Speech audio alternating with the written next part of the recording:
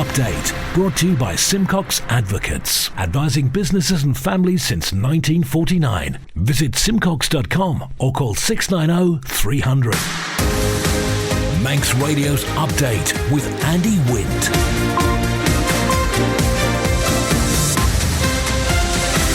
Good evening, it's 5:30. This is Update for Friday, 3rd of November 2023 from Manx Radio. 30 minutes, we're looking at the latest news on the Isle of Man, and background to that news we've got sport, business, Sea-Watch, travel updates and the newsmakers in person this evening. Non-conforming waste forced to skip ban, shortage of midwives on the Isle of Man, e-scooters could be on the way, IOM Energy reception counters closed for good, and it's Douglas fireworks show tonight. Man Benham for all your business and legal needs. First of all, at 29 minutes ahead of 6 o'clock, the Update News headlines. Fastamai, Lewis Foster. Fastamai. Douglas now has a cathedral. At midday today, the status was granted to the Church of St Mary of the Isle. It's now co-cathedral to the Metropolitan Cathedral of Christ the King in Merseyside and the first Catholic co-cathedral in the British Isles. Isle of Man Energy customers will no longer be able to visit the energy supplier in person unless they make an appointment. The reception counter based in Murdoch House in Douglas is being closed from Monday. And Manx Care says it's looking at how to address a midwife shortage on the island. The healthcare body has acknowledged there are staffing issues within the maternity service. Manx Radio was contacted by a father who said their new baby's 5-day and 10-day appointments were cancelled because there were no midwives available. In the international news, the Hamas-run health ministry in Gaza says scores of people have been killed in an attack on a convoy of ambulances. The Israel Defense Forces say they are looking into the reports. A Tory MP has been found guilty of racially abusing an activist after telling him to go back to Bahrain. Bob Stewart, who represents Beckenham in southeast London, confronted the man outside the UK Foreign Office in December last year. And a car park at Luton Airport is going to be demolished after a huge fire recently. Cars that were parked on levels ground to 3 are described as not recoverable. Those are the Update News headlines. I'll be back with the news at 6 o'clock. Man Benham. Contact us by phone, video call, email or face-to-face. We're happy to connect with you. Manx Radio weather with Manx Glass and Glazing. Goromaya, thank you, Lewis, from the Ronaldsway Met Office. Still got that strong wind warning in operation for the North Irish Sea, state of sea slight or moderate. And this evening, dry with clear periods, perfect firework weather as the northwest wind eases down to 7 Celsius through the night. For Jasan, Saturday will start bright tomorrow, turning cloudy with patchy rain late morning on a moderate to fresh easterly, up to 11 Celsius. The wind will turn northerly in the evening, overnight minimum 9 into Jadooni, sunny intervals on Sunday, scattered showers, a moderate to fresh westerly and highest 12 Celsius. Sunset was a little under an hour ago. Low waters 23 minutes past 9. The high tide 12 minutes after 3 a.m. Sunrise 24 minutes past 7. And low water tomorrow at 16 minutes past 9. Manx Glass and Glazing are able to offer an emergency out-of-hours boarding up service. Call 491918. The Department of Infrastructure says a temporary ban on skip waste has had the desired effect of reducing sulphur dioxide emissions from the Isle of Man's Energy from Waste plant. The closure of the facility to skip operators was introduced with just a few minutes' notice on the 31st of October. It was claimed some users had abused rules relating to non-conforming waste, forcing the plant to shut down 3 times in 7 days. Here's Simon Richardson. In correspondence seen by Manx Radio, the DOI's Waste Management Unit warns operators that the delivery of non-conforming waste was putting the entire waste management system at risk.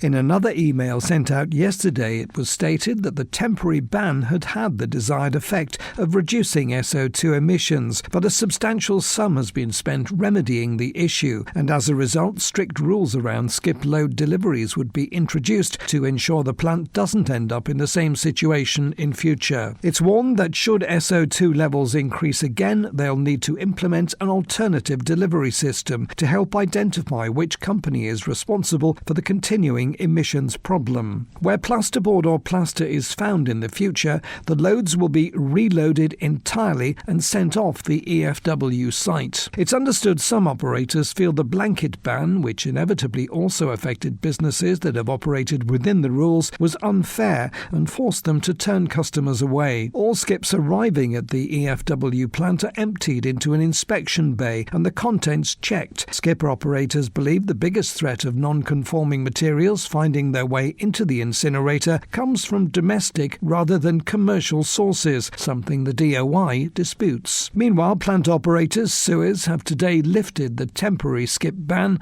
though all deliveries are subject to more detailed spot checks. IOM Energy customers will no longer be able to visit the energy supplier in person unless they make an appointment. The reception counter based at Murdoch House in Douglas is being closed from this Monday. Lewis Foster went over that decision with the chief exec of the island's energy group. Remember, used to be Manx Gas. Here's Joe Cox. So we do offer an appointment service. So for those people that do think that they want to still see us and they have a complicated billing inquiry, they can still come down and see us, but it's by appointment only. So there'll be an online booking engine for them to be able to do that, and it means that they'll have a dedicated time slot rather than at the moment where they come into a public area and have a general debate at the reception desk. That's not appropriate. So we'd rather them book in with the right staff and get the right answer. What is happening to those two employees?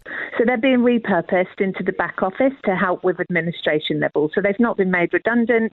They've just been moved into another job role. There have been questions about Isle of Man Energy's financial stability at the moment, with people saying this is a precursor to the company going bust. How do you react to that? Absolutely not. I can completely deny that allegation. So we're really financially stable. The regulation framework is doing its job. It means that we're giving our management accounts to Cura in a timely manner. If you'll notice, we've been paying all of our MUA invoices bang on time. So the financial stability of the company, we're in good shape. Perhaps if people were more aware of the reception counter closing earlier, they might have come in this week to settle a few matters they had. Why put this out on the Friday before the closure and not any sooner? We've been monitoring levels of people coming in and out this week, and it's gone incredibly quiet, which is why we made the decision to close when we did. Update brought to you by Simcox Advocates. The Manx government's to renew efforts to develop legislation for e-scooters on the Isle of Man. Proposals were previously promised to be put before Tynwald in October. The deadline has since passed. Infrastructure Minister Tim Crookall, MHK, says e-bikes are another area being looked into, but he also doesn't think necessarily that stringent legislation is needed. It's stalled a bit over the last few months, but it's something we've picked up again now and we're looking at, and there's also a bit of legislation being looked at as well with regarding to EV cycles. There's now bikes that are twice as fast, if you like, or twice as powerful as what was originally available, and we need to look at those as well, but that's we've just picked that up again, so that'll get some more traction in the near future. It's important to get it right, and I actually don't know which is the best way to go here. There's a few of them around and you know, it's like, I'll be honest, you know, how much do we need to legislate for this? It's like, sometimes I just think there's too much red tape with things, and I hate to say it, but sometimes we look as though we're in a nanny state, and you know, it's a motorised scooter, okay, but it's just like, you know, we can't legislate for everything, and sometimes we just need to be careful, but we'll have a look at it anyway. There's another first for the sport of powerlifting on the Isle of Man this weekend, as an 11-strong Manx squad competes against some of Britain's best in the sport tomorrow. Isle of Man team competitor Joe Core explains what they're competing in and what it means going forward for the sport on the island. So we've got a team 11 of us travelling over to Belfast. We'll be competing at the home nations, so we'll be going up against Northern Ireland, England, Scotland, Wales. This will be the first time any Manx team has ever travelled to this comp, so it's a really exciting time for us. I think it differs with us going to compete against the other home nations that are out there, and we've never been there before. It's same with the Commonwealths as well. That was our first time, so just to get us out there and go up against the other home nations as well. It shows amazing progress. I mean, the teams that we're going up against, some of them have been around for 70 years, so So they're big teams with big athletes, and even for them to accept us to go, and Northern Ireland especially, they're really excited to have us there. So it's just going to be amazing to be with them and learn from them. We've got a really big variety of us going. So we've got 2 14-year-olds coming with us, and then the rest of us are in between, going up to 40 plus, all in a range of weight categories. So it's amazing the amount of us that are going. I think it's just trying to get our name out there and get us involved with the other teams, learn from them, get to know them, meet them, and just get Manx powerlifting out there on the map. The popularity's been pretty steady. We're especially getting a lot of new younger lifters in now, which is great for us, and we're hoping just to keep it that way. And we've got new comps coming up next year, which we've not held on Ireland before, so that's going to be exciting to get new lifters in and younger lifters in as well. Sea Watch with the Isle of Man Steam Packet Company. Motor vessel Manxman left Heysham at 9 minutes past 2. She'll be into Douglas any time now and onto the link span, departing this evening at 7:45, heading for Heysham, getting there about 11:30. The overnight departure's 2:15, back to Douglas at 6 tomorrow morning, and the morning departure tomorrow 8 o'clock.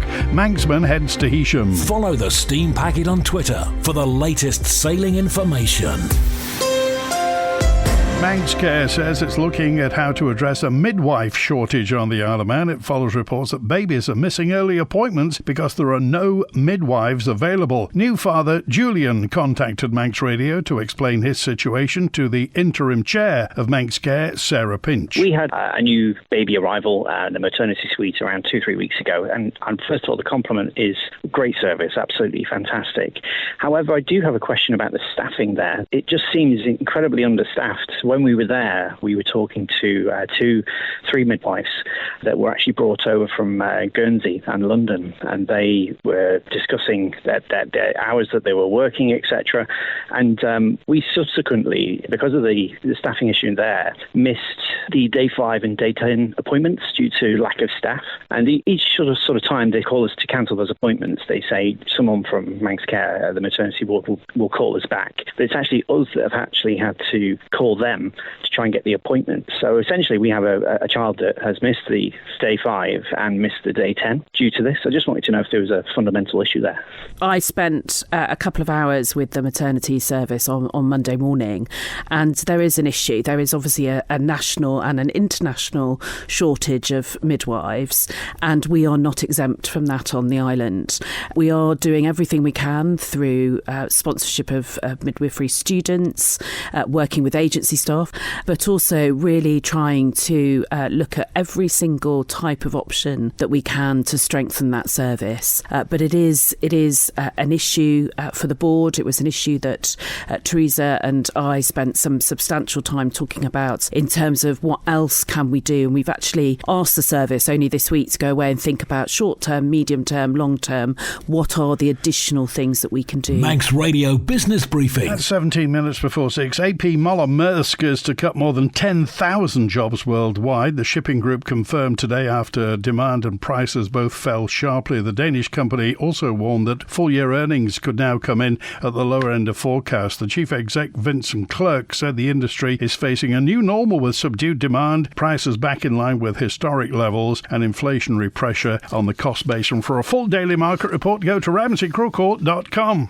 After a summer slump, Bitcoin's price jumped over 25% in October, fitting in with the Uptober narrative that cryptocurrency tends to rise in the fall. The recent boost follows an 18-month downturn that rubbed $2 trillion off crypto value. It was primarily fueled by growing optimism that the US Securities and Exchange Commission could approve a spot Bitcoin exchange-traded fund next year, allowing easier mainstream investment. Analysts believe that an ETF, an exchange-traded fund, could bring billions in fresh inflows and stabilize the currency, but remain divided on whether gains are sustainable. In addition, some industry experts noted the current volatility of crypto investments, citing a false October report that BlackRock's ETF had been approved by the SEC, which caused Bitcoin price to spike 8% in a very short duration. The Stock Market Report, brought to you by Ramsey Crookall. UK and European stock markets closed cautiously higher. The dollar fell to a 6-week low. Oil was lower on worries that the Middle East conflict would disrupt supply supply, and gold gained as the US dollar and Treasury yields slipped. The numbers now from Ramsey Crookall, reporting at the close in London. The FTSE 100 down 0.4% at 7,417. The DAX in Frankfurt up 0.3% at 15,189. A short time ago in New York City, the Dow Jones Industrial up almost 0.9% at 34,122. The Nasdaq Tech Stocks Index up 1.5% at 13,486. And in Chicago, the S&P 500 up just over 1.1% at 4,368. In the exchange markets, the British pound sterling trading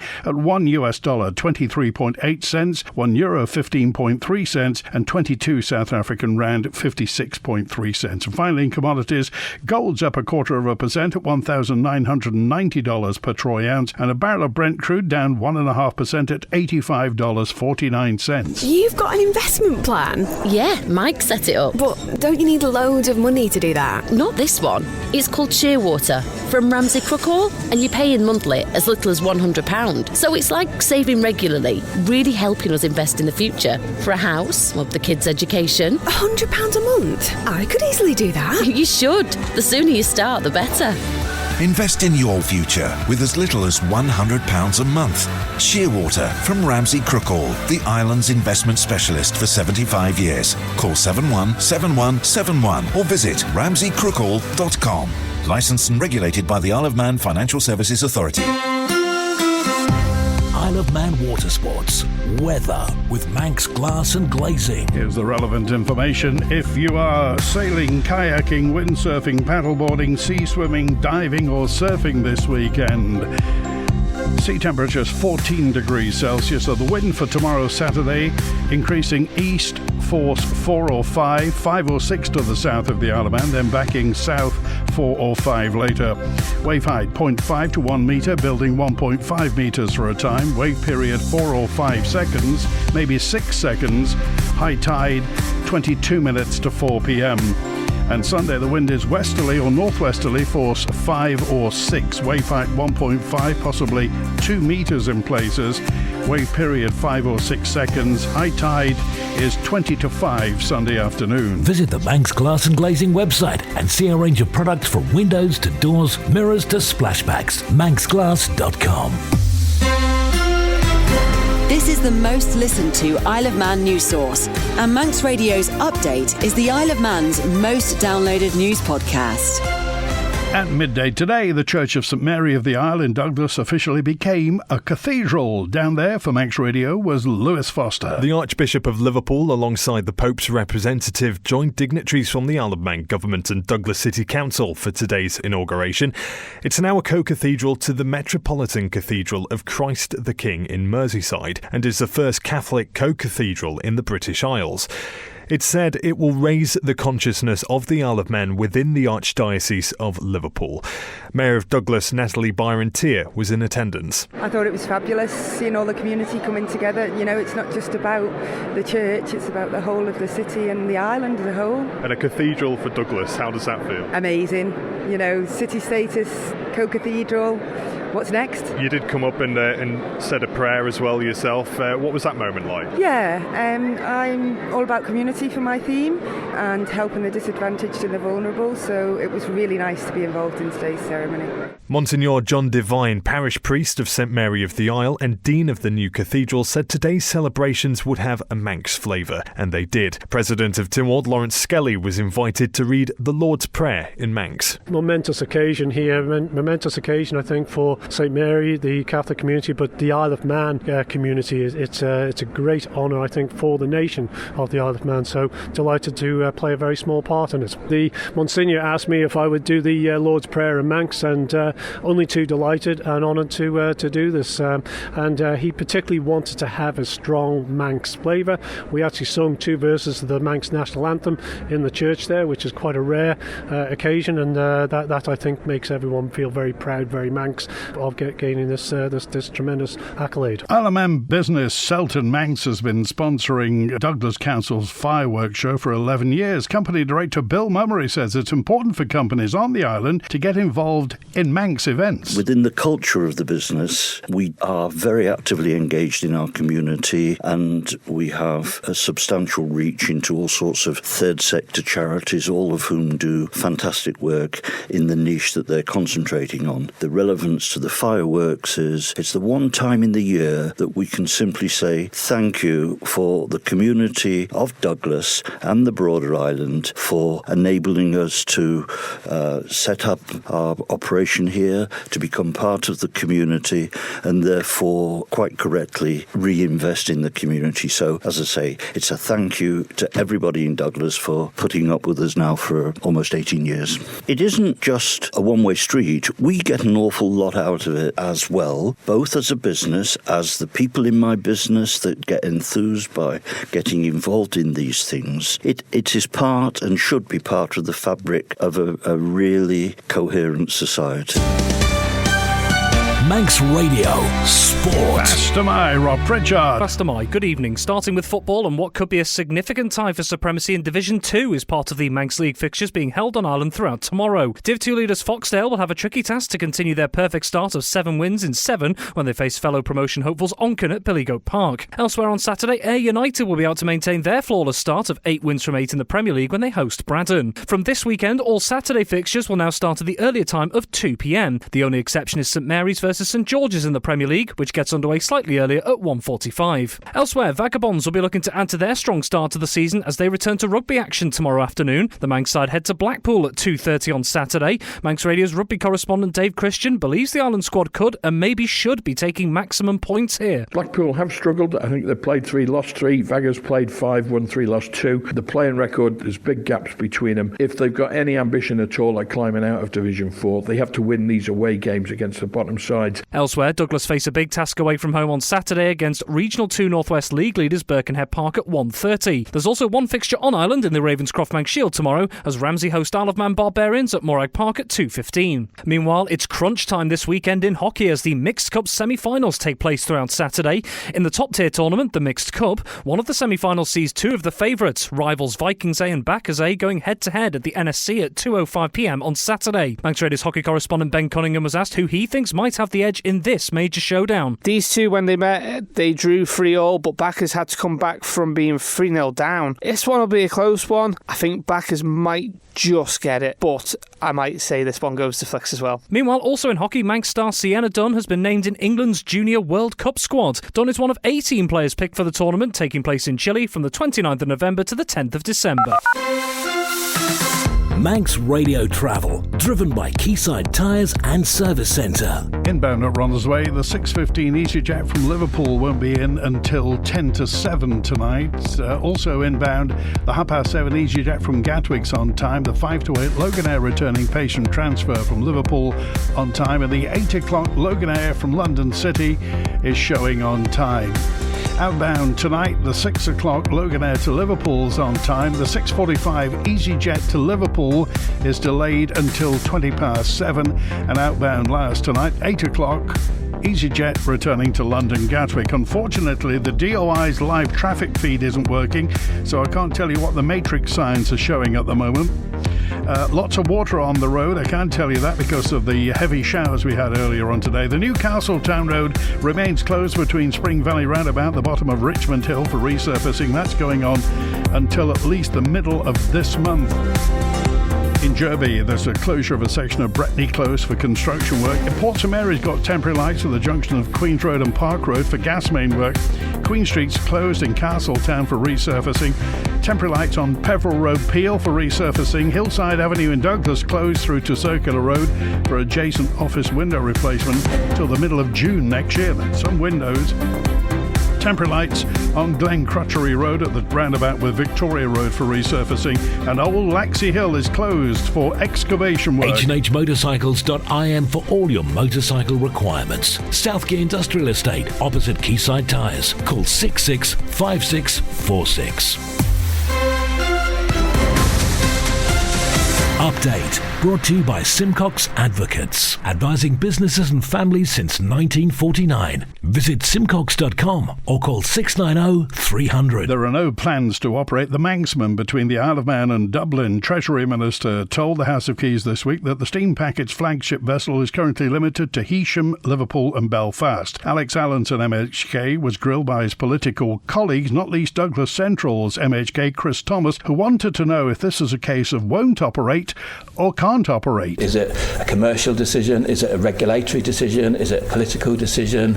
What is it? Dublin has never been a regular port for the Ben Macree, and companies never had plans to send the Manxman there. The limitations placed on the area of operation by the ship registry are from the alternative design and arrangement study being conducted only for the proposed ports of operation. Is Dublin a safe return to port or not? Dublin is an extremely safe port to go into. The Manxman is scheduled to sail to and from Dublin 18 times in 2024, but the average passenger number on Dublin sailings for last year is only 242 per sailing. Have the steam packet discussed this option with the relevant people in Dublin? In terms of services to Dublin, as I've said, there are planned scheduled services of the Manxman, which has run for several years into Dublin. However, the take-up on this route is relatively low and certainly wouldn't justify taking a larger vessel there. Certainly, I know that the CEO of the Isle of Man Steam Packet Company sits on the visit agency, and they are looking at extending the tourist season and also the tourist offering to people across the island of Ireland, particularly in the Republic. So those negotiations will be ongoing in terms of how we can maximise this route, both for tourists coming to the island, but also for our own community wanting to travel to the Republic of Ireland. Does the Treasury Minister agree with me that it might be that the Manxman is just too big, like the energy for waste plant before it and the meat plant before it? In terms of the requirements for the Manxman, I made it quite clear that whilst there is no current plans to use the Manxman to go to Dublin, there are no actual restrictions on that should negotiations want to be undertaken to allow it to use that port. That's it for Update Tonight, compiled from the resources of Manx Radio's news department. Thanks to newsreader Lewis Foster, producer Siobhan Fletcher. After the news at 6, Rob Pritchard's here with Friday Sport. Greatest Hits with Chris Kinley at 6:30. Sweet and Swing with Howie Kane at 9. And back on Monday at 5:30. WIN.